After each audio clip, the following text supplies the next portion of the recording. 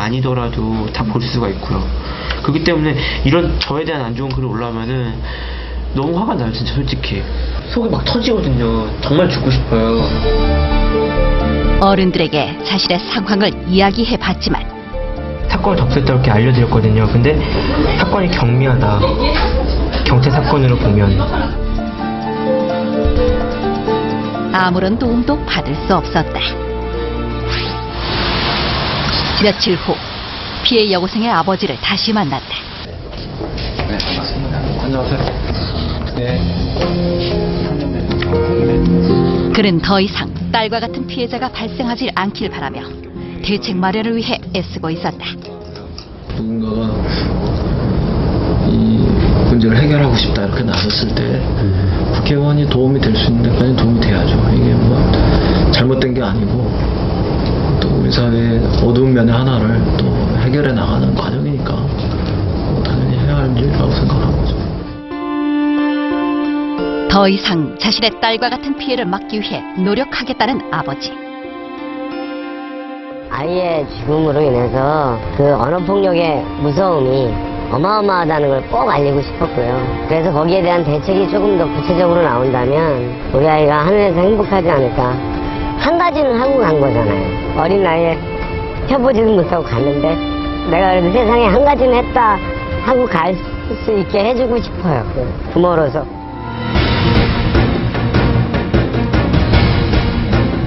스마트폰이나 인터넷에서의 언어 폭력, 과연 법적인 규제가 가능할까?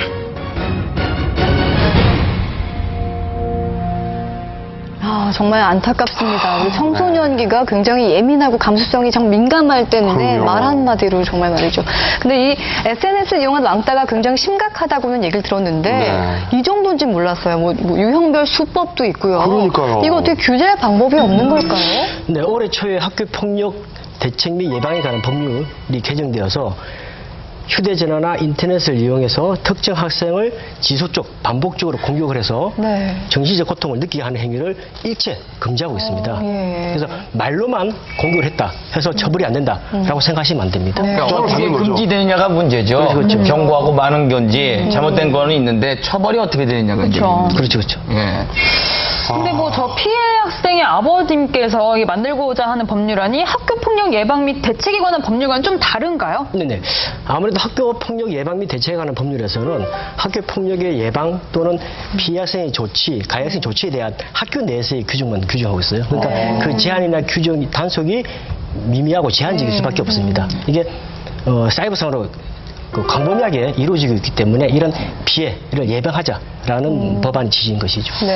얼마 전에 저 이제 성인 인증 같은 거 본인 인증을 안 해도 이제 저기 그 글을 쓸 수 있게 됐잖아요. 그래서 걱정이 되는 게 뭐냐면 사실은 맞아요. 우리나라가 그 뭐 자유 국가에서 저기 인터넷은 자유로운 공간인데 마음대로 글 쓰는 건 맞는데 당해보지 않은 사람들은 모르는 거죠.